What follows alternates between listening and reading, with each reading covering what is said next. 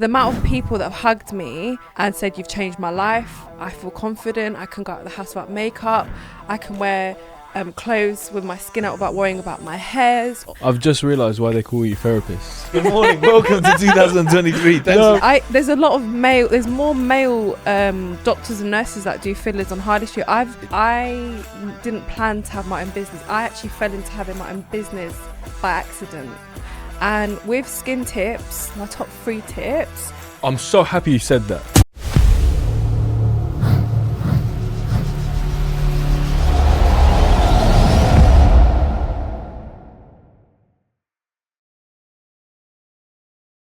Hello and welcome to the Gidis show. Are you gonna? No. All right. Every single week. Hello guys and welcome back to the Gidis show. Today is another special episode and we have a special guest, the wonderful Meliz Kirk. Hi. How are you? I'm very well, thank you. How are you? Yeah, very good, thanks. Tell the viewers who you are and what your business is. So my name's Mel and I'm a company director. I own a clinic where we specialise in skincare, laser hair removal. So initially what my role in the company is, I'm a company director and I'm also a therapist. So I deliver the treatments like laser hair removal, facials, all of that good stuff. Yeah. And it's completely different to you know the thing that you do with the steam. Oh yeah. Apparently you can't say that because we do steam. No, we have like hydrofacials. Right, hydrofacials. People that are watching this will if you don't know what hydrofacial is, I don't know what to say. Hydrofacial is very known, not just in UK, like internationally. Okay, so hydrofacial is like the top of the top, as we say. So do you know what it is? Well, I do now. Because I said to her, yeah. Anthony's going out of the shop. He does it for me sometimes. He was and like, she looked at me like that. She went, that's a steamer. Hydrofacial is basically a machine system that utilizes brand different. Itself. Yeah, so the company have created a facial machine that has different steps, and there's a tip that you apply to the suction to like exfoliate the skin. You use different color tips, which initially do different things to the skin, and you're using different acids on each stage. Different acids like salicylic acid, glycolic acid, and they all help to target different concerns in the skin. So it's a very bespoke facial. You'll come to London, you'll have one by March. All right, sick. Well, let's jump straight to it. How long have you been in business? So nearly 6 years now. 6 years, that's a long time. Yeah. We said we were going to start asking these questions. How much do you turn over? Is the taxman watching? Well, I don't know. Is the taxman? How much have you told the taxman you turn over? Yeah. 80 grand a year. Okay, sweet. So, and what was that like straight from the offset, or was that 6 years in the making to get to that sort of figure? No, the startup.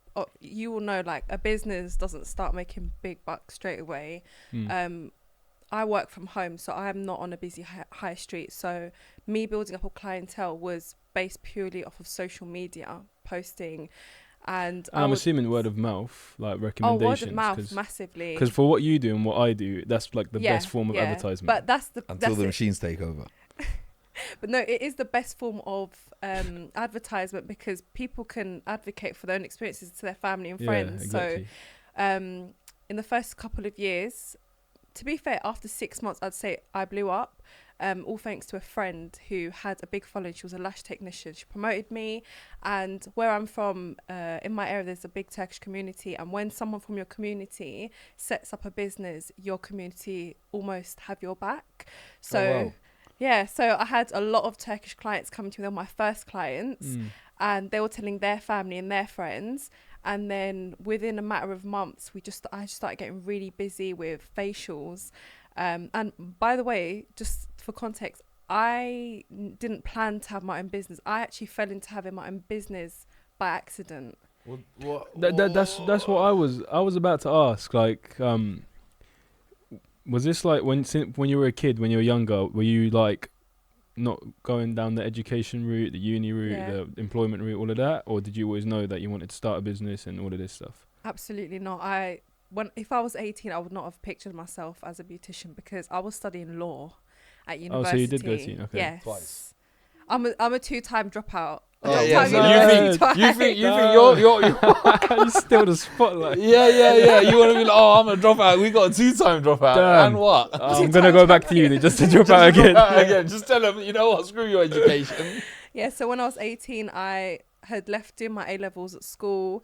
I was always academic, went to university, studied law. So within 6 months, I was like, right, this is not for me. I dropped out, obviously going back to your other podcast with dropping out of university, foreign parents, if you're not a doctor or lawyer, I was scared to tell my dad because my dad's an ethnic dad. Dropped out. I didn't know what I wanted to do. I was very confused, and I feel like 18 isn't even just a young age to be confused. I feel like people in their 20s and 30s don't even know what they want to do. Mm-hmm.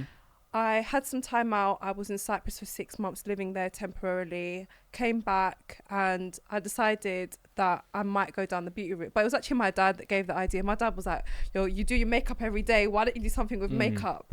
Yeah. So he was like, go beauty college. And on that note, Capitalize what you're good at. Can I just say for females who want to start a business in that is like, there's so much you can do with beauty. You got the lashes, the hydrofacials, the and beauty the makeup. industry is one of the There's richest industries you can get into. But Trillions, it's bare saturated trillions. as well. No? Mate, Everyone's there's at enough MUA. demand. Yeah, but everyone Everyone's not at okay, MUA. not everyone, but every girl pretty much. There's a big demand. They and supply use for these it. services. Every girl Yeah. does their lashes. Every girl does their nails. It's like there's so much you can do. A lot of demand for it. But Yeah. going back to your question, my dad suggested it. So he sent me to a private college. He actually sent me to one of the oldest established beauty colleges in the UK. So it's called Ray Cochrane. I have to mention them because they're an amazing college. What are they called? Ray Cochrane. It's on Baker Street in near Marylebone, and he paid for me because it's a private college. I did level 2, 3, 4 in beauty, so I covered everything from massages to skincare. And as soon as I had finished, I was around 19 years old. I got a job straight away in a laser clinic where I had just under a year's experience. And my departure from that job, I'm not even going to talk too much about it because it was one of them ones where I kind of walked out on the day, walked out of my job. And I didn't know I didn't plan my business. I literally walked out of my job. I was crying as I walked out of the clinic because I've literally you literally just packed it in there and then on the spot. I had some problems working there, and I had like a little meeting with management and staff. They could tell I was not happy. I was going through a rough patch in my life. I had came out of a relationship, and the work environment just wasn't, so I wasn't giving it 110. So it was kind of like they were just like having a meeting with me about my progress, and then I just couldn't take it. I just got up and tipped my jacket and just walked out. Well, good on you for doing that because a lot of people don't walk Yeah, out. we support that sort of stuff. Well, I mean, I walked out because it was too, my heart was too heavy that day. I Yeah. couldn't bear it. And I remember walking out and calling my friend, the one that helped me becoming more established, who unfortunately I don't talk to now, calling her and just crying, saying, yo, I don't have a job. Like, You know what? A similar thing happened with me. So I was driving the cabs for 2 years or something, 3 years, and I was like, all right, I'm done with this now. I want to do something different. I went and got a job as a pharmaceutical recruiter in London. It was it was pitched to me as a very good job. And I come in one day. I used to do a car share thing, and the person that used to drive us for a £5 a week or something wasn't in that day. So I had to drive my Range Rover, 5-litre V8 Range Rover Sport. It cost me £34 just to get to work. All right. I turn up and my manager goes, Kiz, you're late. Oh, what are you on about? It's 8 a.m. And he goes, my Rolex makes it 8:01. I was like, you know what, Chris? If your office, I picked up my stuff, boom, boom, boom, and I just left. you know when your time is up somewhere, like. And the thing is, I was still in probation. But I hadn't even passed probation. Oh, and we were supposed to be there for 8:30 online. So they want you to come in a little bit before 8:30. So by the time 8:30, you're actually online and you've made your coffee and everything. You're not just walking in.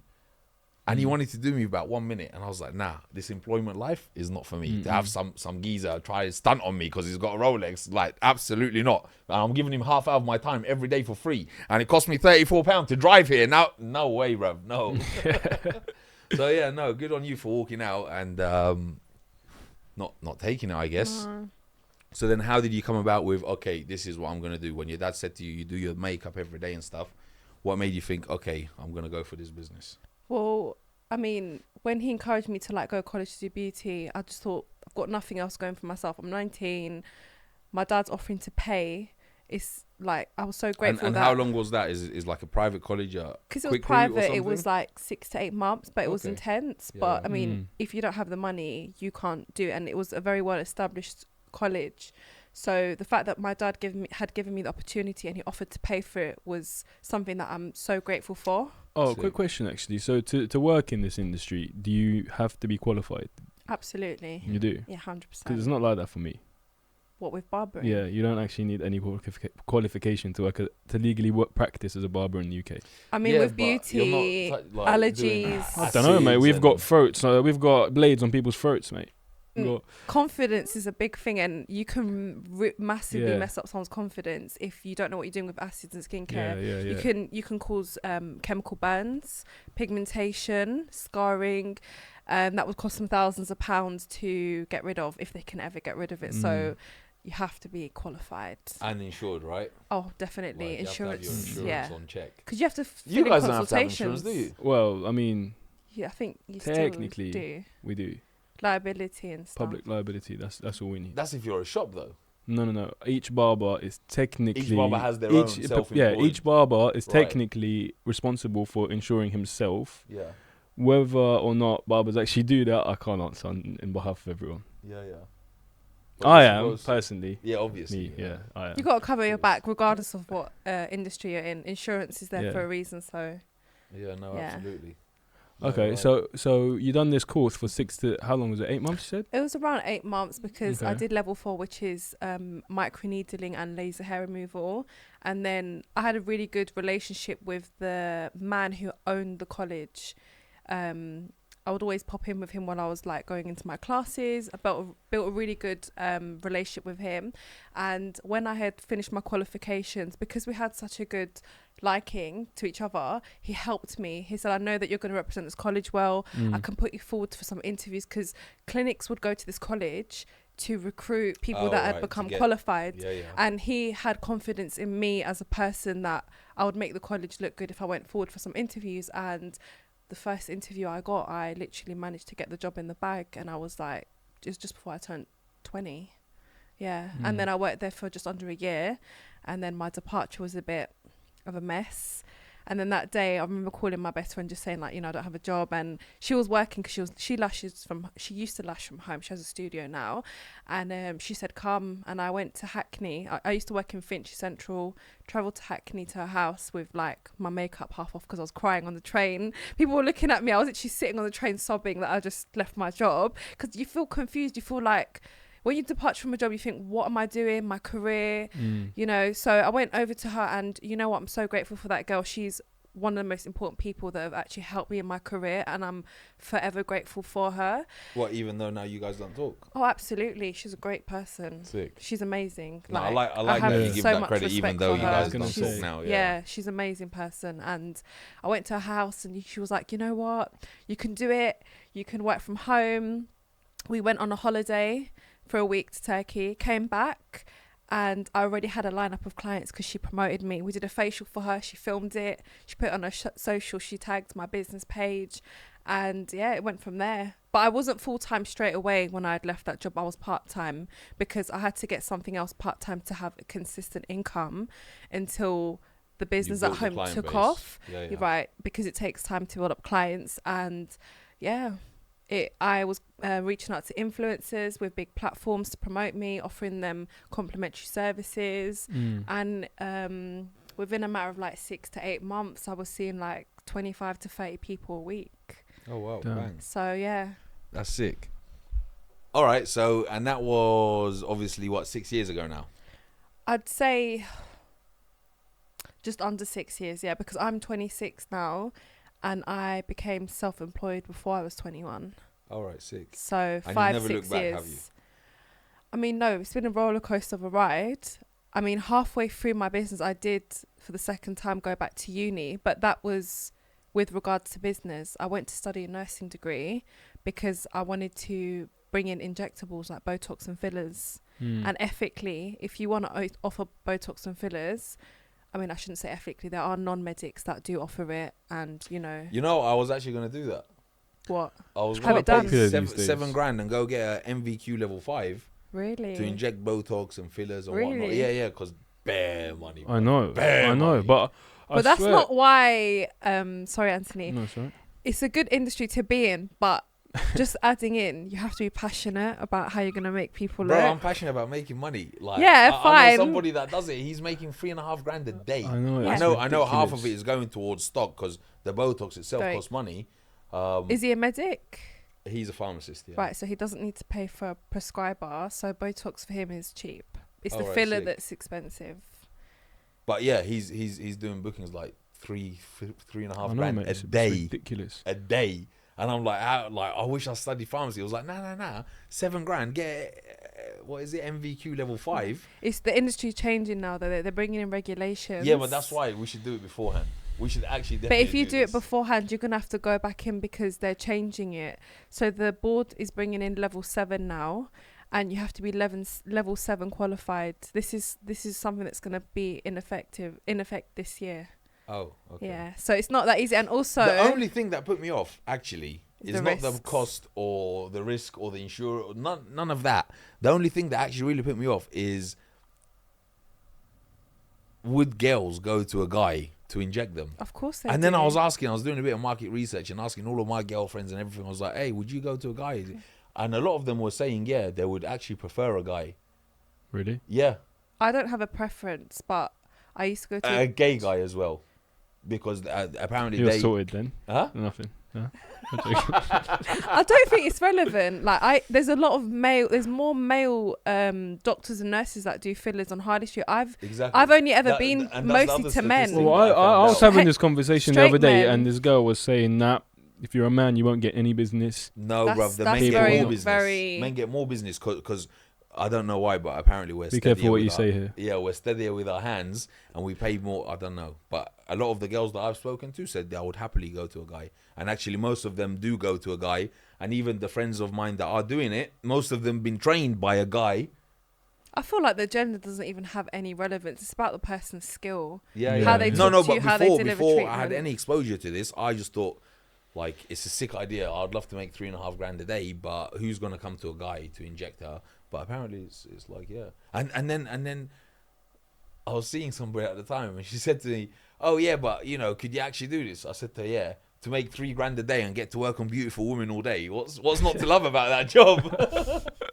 Nah, Win is I a see win. what you're saying with you have to be passionate about it, because with all these jobs, mate, like you said, there's a lot of competition. Like if you're just doing it for the money, that's gonna be very obvious No, in but the also- result. I Yeah, agree and with why you. would they pick you? They know that this Because guy's I've got some money meticulous hungry. attention to detail, and I like everything symmetrical. So Trust me. does everybody else that does it, but they also have a passion for But it. you need to be like, people will know you're passionate. When clients have come to me I over the promise years. you, for $3,500, I'll be very passionate. I promise you that much. But my motive when I deliver treatments, yes, it's a business. Yes, this is my bread and butter. This is my income.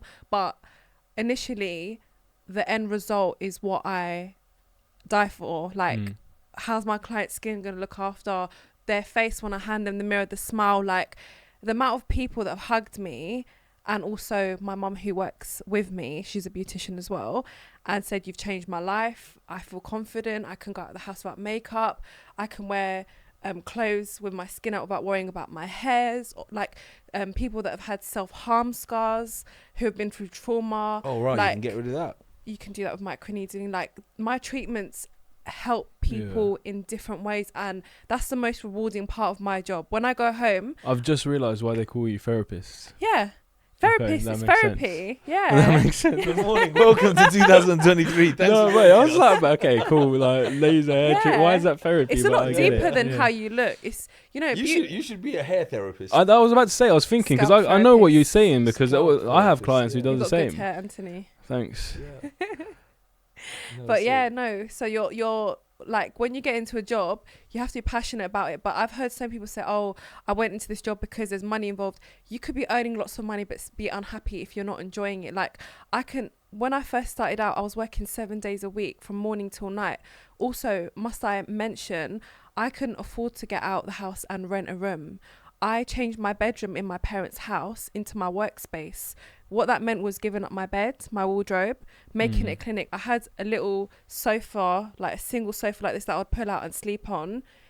in the room that I worked in 7 days a week, I would have to pack it up into a little sofa, and behind my cupboards was boxes of clothes. Like, I had to make so many sacrifices.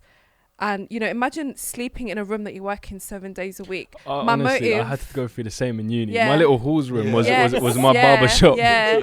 And I had hair everywhere. Yeah. And yeah, not good. But you had to start somewhere. And Yeah, obviously, yeah. like, my passion for my job was just something that kept me going. So, No, sick.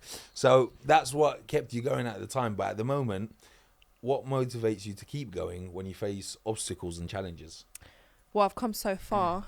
For me to give up now would mean giving up on 1,000+ clients. My my database has more than 1,000 people. So I've built up a massive clientele, not just in London, but internationally. I have people, when they come to London, they come and see me. I have people that travel from Birmingham to come and see me for laser every 6 weeks.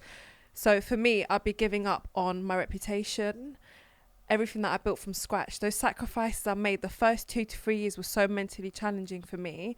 When I go for obstacles, I'm like, wait, you gave up your bedroom, you sacrificed so many events on like socializing. I was a young girl. I was 20, 21 when I started this. That's the age where people normally get out there, have fun with their friends, travel the world. I wasn't doing that. I was working. So I sacrificed a lot of my social life, my love life, which was non-existent at the time because work was my priority. That was my baby. My business is my baby. So for me to sit down when I'm going for an obstacle and say, I'm going to give up, is literally giving up and letting go of all those sacrifices I made. So that just keeps me going because I'm like, no, you've come so far. You didn't come this No far one gave to me only money come to this set far. up my business. I literally, my mum and dad aren't wealthy people. They are hardworking, working class people.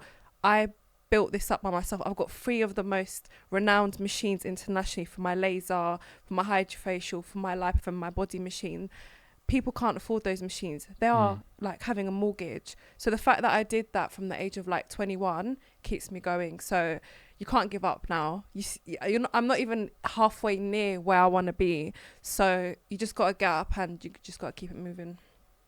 Sick. And when you say like people come from Birmingham and also to see you, what is it like? Why would you say they do that specifically? Because obviously they've got like therapy clinics there. Everywhere, yeah. So what would you say makes people come to you specifically? When I get feedback from people, and this is something that is very common in my reviews because I've got like 345-star reviews on Google. My clients always mention how we make them feel comfortable. They love our personality. Saying this without being cocky or arrogant, I believe that I am a very warm-hearted, bubbly person. Yeah. I have a way with people, making them feel safe. And I think the way you make someone feel is very important because they're trusting you to deliver their treatment. So you need to create a safe space for these people. I'd say my personality as well as my experience, because I'm very skilled. I have a lot of knowledge, and I was sharing that in my posts that I was posting on my social media page, explaining about different acids, different treatments, giving people details and information. People like that. They want to know what they're getting done. So whenever people come, they say, I felt a good vibe from your videos. I really liked your videos. It showed how much knowledge and expertise you had, and it just felt a type of way. So but I definitely think seeing the person behind the brand and feeling something towards them, because Yeah, of course. Especially if you're working on your body. I guess that's why people travel from London to come and see you. Yeah. Like they're probably going to drive past thousands of barbers, literally, to get to you. But they're coming to you because they know Wagwan. It's like they've used you before. You make them feel good. But yeah, with good. what she said, mate, I really genuinely wholeheartedly believe for most people, it's not necessarily the haircut or whatever. Let's say the treatment. It's more the person giving it. They like them. They're comfortable with them. The whole experience as a whole.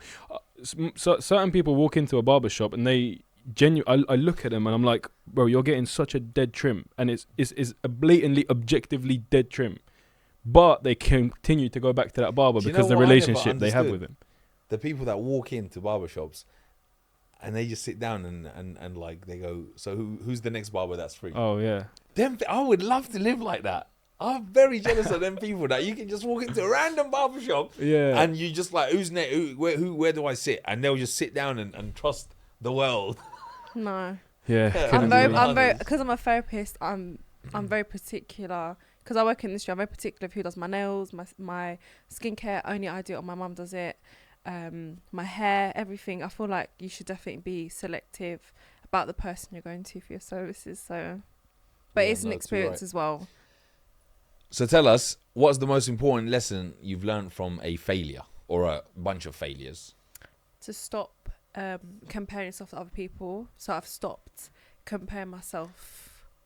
I mean, yeah, 100%. Because when you look at other people, and this isn't just like maybe competitive businesses, but like people that are older than you, that are really established, that have their skincare lines in like Harrods and Selfridges, like for example Sarah Chapman, she's a famous British facialist. Sometimes you think, am I ever gonna get to that point? Am I ever gonna be so big that I'm gonna be like have products in places like Harrods, Selfridges, like, you know, international retailers that retail beauty stuff? You always think, and then you start doubting yourself because it's so far ahead. But you got to remember, these people have been in the industry for more than 20 years, and they once were at a point where I was at. I have the solution for this. What is it? So one of my mentors taught me this ages ago, and he said the only person you're allowed to compare yourself to, he said, never ever compare yourself to anybody else, because you don't know Wagwan, you don't know their circumstances, how long they've been doing it, who they knew to get to where they need to get. You know nothing about said person. You just see the end product, right? So we never ever ever compare ourselves to other people. The only person you're allowed to compare yourself to is the future version of yourself that you want in your head. I thought you were gonna say Your old self. Yeah, who you were yesterday. Yeah. No, who you want to be tomorrow is what I'm doing now gonna get me to where who I imagine myself to be later on down the line. I mean, it makes sense because From looking backwards, that's the 1% rule. If you get 1% better than I was yesterday, if I do one more rep or one more push up or one more customer or one more microblading or just 1% better, that's backwards. But for comparing yourself forwards, it's your future self. Yeah. You know the whole concept of comparing yourself to other people? I used to think I didn't do that.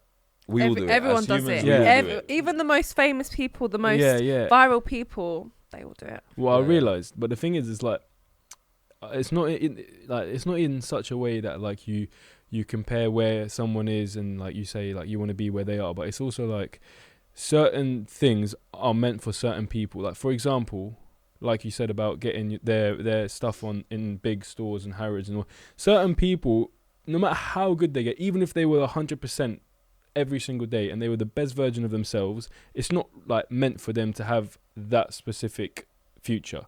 Maybe they for example, someone could be selling loads of products and really successful in that, but like not active on socials at all, not have any sort of influence, and someone else could be the exact opposite. Maybe they don't sell any products, but they're a massive influencer, and it's like everyone's got different personalities, different gifts and all that. It's funny you said that. It's funny you said exactly that. Because this mentor I'm talking about, he's established. He's worth hundreds of millions of pounds. He's got like 40 friends on Instagram, and that's it. Yeah. Like and yeah. Yeah, So- it's a thing, mate. That's the It's a thing. thing. People, I think, especially our generations, okay, because you and I are different generation. All right, everybody. He's 10 years younger than me. All right. I just feel like I need to address that issue. But our generations, we've been brought up on socials, and I think that's how we value or respect each other. Oh, Mel's got 1 million. Automatically, I'm going to respect that. Kids, he's only got 300 people following him. He's a nobody. Yeah, But that person could be massive elsewhere other than socials. But of course, social's a big thing. We're going to this event next week about social, this week even. And you mentioned that you started with your friend who gave you a massive plug on the socials. So socials are very important. But bringing this back to the comparison thing, yeah, absolutely do not compare yourself to other people, because you don't know. Outside, you might think, oh, wow, Anthony, he looks sick, he's this, he's that. But inside, he could be struggling with something that, like, you might think you want his life, but then you don't know what comes with it. So I think that's very important. And you don't know what's meant for you. Yeah. Also, can I add that not everyone's goals are the same? So, like, some people's goals might be to make lots of money, but another person's goals might be to make a difference. Yeah. So inspiring people, being that person that inspires. So it's. Did you like, hear me? No. Okay, so actually, I'll tell you a story how Mel and I met. We were auditioning for this TV program, right? And that's exactly what I said. Is that what you said? Yeah, I said to them, right, we signed the NDA, so we're not actually We allowed can't to. say what show it was, but it's a big show you probably watch. Yeah, It's big on TV. yeah, you're hired. Well, listen. I didn't say the name of the show, so legally they can't do nothing to me. But Okay. anyway, Anyway, no, I'm not gonna say what it rhymes with. Anyway, You gave it away when you. Anyway. yeah, and this is what I said to them. I said to them because obviously you have to talk, you have to big yourself up a bit. And I said to them, I'm not here to make a living. I'm here to make a change. I swear to God, I thought you must have heard me. That's why you said No, that. I swear I didn't. And when I you said said this, what was their reaction? They probably laughed. Well, it was a sick Okay. reaction. I was in the building till 1 a.m. I was the very last person at that building. I So was second to last. yeah, We left together. Yeah, that's also true. But yeah, no, they loved it. They loved it. Yeah. I'm not here to make. And it was a good living. networking event because that's where we met. Yeah. No, we met it other was people sick. from other like business backgrounds, which was amazing. Yeah. Marcella's coming on here as well. Yeah. when We'll she bring gets you back when she's on. Actually, we'll have a reunion. I'll just leave then. Oh no. No, I'm joking. Okay, and lastly, just before we wrap up about your business, could you just tell us, if you was to go back in time, what piece of advice would you give your younger self? What piece of advice would I give my younger self? So I don't want to repeat what we last said about like not comparing, but that massively, because I feel like that set me back from doing things because I've had a lot of doubt. But I'd say if I could go back, I would have given myself a little bit more encouragement to believe in myself, because if all these people are believing in me, why the hell am I not believing in myself? So I feel like if I could go back and say, hey, you know, you're doing great, just, you know, don't doubt yourself, those ideas you have, put pen to paper, just do it, I would have done that.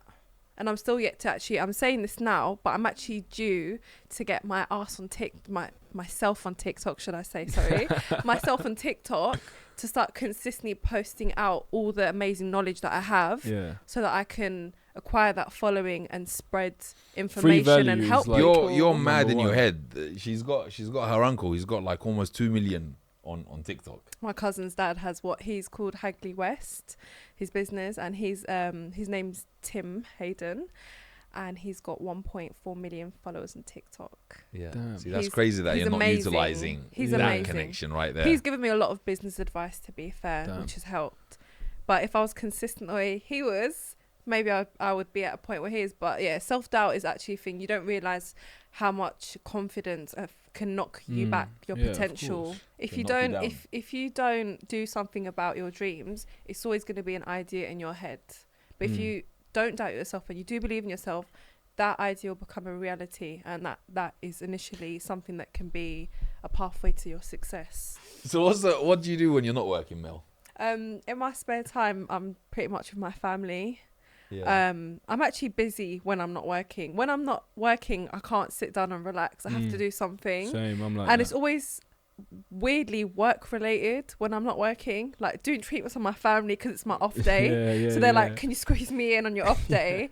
But yeah, on my off days, I think looking for the next big thing to bring to my business, spending time with my family, working on myself to make sure I'm mentally strong for my job, because sometimes it can get a bit like your social battery can go in because you're talking to so many people every day. You're absorbing a lot of information. Some people come with personal stories that can be a bit traumatizing. So trying to like build myself up for the next working day, I guess. Yeah. So how many people do you actually see per day? So my busiest days are the weekends. So like Fridays, the end of the week. Saturdays are my busiest days. On Saturdays, I see on average 9 to 10 people. But it depends, because sometimes if you're doing a full body laser, it can take an hour and a half to 2 hours. And, you know, there's only so many you can do in a day. So if it's like 4 full bodies, I will cap it at that, because if you're back to back, you're basically back to back for 8 hours, 2 Yeah. hours with each person, and then you've got to have a little lunch break. If that, it's very, very tiring because it's a very physical job. You know, you're but it's moving also around. mentally draining. Yeah, so you're especially moving if the- around doing the treatment, and Especially if you're entertaining zapping someone as laser well. for 8 hours. Bang, bang, bang. Is Yeah. it safe to do that? Yeah, I mean, it's not Oh. 8 hours on one person.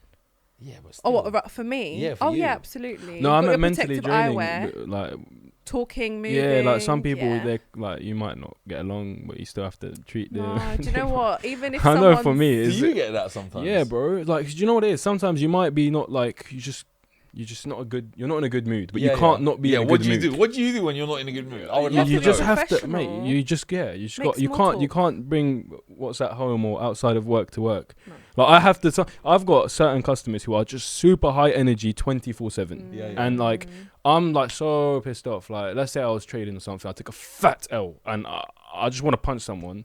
And this guy comes, he's making some dead dad jokes and stuff, and I have to fake laugh and pretend that everything is cushy. And I'm like, You could It's- never just it's- tell them, you know what? I'm not in the mood today. nah, I can't do. I've never will ever You do can't that. do that with I could never do that. customers or clients. I mean, I don't Even know if about it's you your guys, worst but- day, you got to fake it. Yeah, nah. literally. This is Bro, one you've thing. got- This is You one have thing to. I love about driving the cab. Sometimes I get punters. They jump in and they want to start talking shit, and I'm not in the mood for none of that. And I'll literally turn around and say, "Yo, I'm not in the mood." Yeah. Well, that's clearly why you wouldn't work as a therapist. Imagine me as a therapist.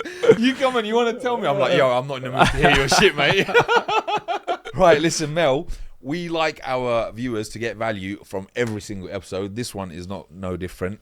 So tell the viewers, give us some advice. We cannot have a hydrofacial person here and not take some value off you. Top So, tips. Yeah, give for us the top skincare. tips of people that want to get into it and just skincare. Okay, so anyone that general. is aspiring to be a beautician, a skin specialist, make sure you're passionate. Make sure it's something that you definitely want to do, something that you enjoy doing. Second of all, don't ever doubt yourself. You might think, oh my God, there's 10 people on my street that offer it and I'm going to be the 11th person. Why should I do it? Well, first of all, you have something to offer that those other 10 people don't. You're not the same as those other people. So don't ever doubt your space in this industry. Yes, it's a massive industry, but there's always space for someone new. So don't ever doubt yourself. And with skin tips, my top 3 tips: wear SPF every day. I'm so happy you said that. Yeah. I'm so happy Yeah? you said You that. wear it? Yeah, every day. No way. Yeah, it's all Anthony, I I use. like you. Who wears SPF? Nah. Do you wear SPF? Do you know every what it day? is? Everyone's like, mate, why you wearing sun cream? It's Anthony's winter. a high value man. I'm just like, mate, come on. That's all you need, mate. All this other stuff, it messes you up. I'm But telling you. isn't SPF like... See, this is what I deal with. Yeah, go on. SPF protects your skin against unnecessary pigmentation. Yeah, but doesn't it protects- have chemicals and stuff in no, it? that but is- it's also anti-aging, though. Yeah, it helps to protect your collagen, which is a protein in your skin that keeps your skin looking youthful and plump. And also it helps reduce the risk of deadly skin cancer like melanoma. And with regards to your comment about chemical, there's 2 types of SPFs. There's a chemical SPF and a physical SPF, which is mineral. And Which do you use? which one do you use? What SPF are you using? Good question. Yeah, Mate, I use Chemical. the Nivea one. I mean, it's That's better than chemical. nothing. It's What's a better than chemical nothing? SPF. Is it better than nothing? Or It's is nothing better than better than nothing. chemicals on your face? Yeah, but babe, there's chemicals in everything. Yeah, Chemicals bro. preserve your food. Chemicals are seen as a bad thing, but you need chemicals in absolutely everything. It's not a bad thing. Anthony, well done, Thank you. because Thank you. it's a good start. I will send you recommendations of physical mineral ones. Okay. My second skin tip will be exfoliation. People always complain about texture, makeup not sitting right. What about men? Are we not gonna worry about our skin? This is for all genders. This We is don't- not. This is not just for women. This is for all genders. It sounded like it was for makeup wearers. Yeah, that's No, nah, texture. Anyone can have rough, bumpy texture skin. Not necessarily just. I mean, in this day and age, it's not just women that wear makeup. A lot of people wear makeup. You know, so take it how you want it. But like anyone can have rough texture. Exfoliation. Exfoliation, that's that one, innit? You can Yeah, use acid that one. exfoliants or actual exfoliants that have the nitty gritty, the bits. I like the nitty gritty bits. Okay. I enjoy the nitty Yeah. gritty bits. You like the texture on your skin. And my third skin tip would be, and this is for people that wear makeup specifically, ditch the makeup wipes, ditch the micellar water, get an actual oil cleanser, a balm cleanser, and a wet cloth to take your makeup off. It's quicker and it removes all the residue. That's my free tips. Bang. Sick. Right. I'm so glad she's here because if we had that SPF conversation and she wasn't here, we would have both been I'm here waffling to for back you. ages. No, I wouldn't have got involved with it because I don't know much about it. I've just, No, but you would have tried to convince me that it's No, I've bad just for heard you, it's and I would bad. have convinced you that it's good. No, But- all okay. we're brown. You could be black. SPF is for all skin tones. I know what not- he's gonna say. But the pigments that we have support, like we have built-in SPF, is what I'm trying to say. It's true. You're not exempt from skin cancer, though, are No, you? we're not exempt from skin cancer. Right, let's just cut that brown black and we need to finish, man. yeah. All right, Mel. Well, listen, it's been great having you here. Thanks for having I'm me. sure we'll bring you back for Definitely. Marcella's show. Yes, We'll have yeah, for sure. Yeah, Thanks yeah. for having me, guys. It was No, amazing thanks for being coming. Thank you here. for coming We hope you've and enjoyed. backing me. Yeah, yeah. He needs all the support he can get. All right, well, thank you guys for watching. We hope you've learned some valuable information from the lovely Meliz and take kids. her. I got valuable information too. Well, anyway, make sure you like and share and comment and all that stuff, and stay tuned for the next one. And wear your SPF.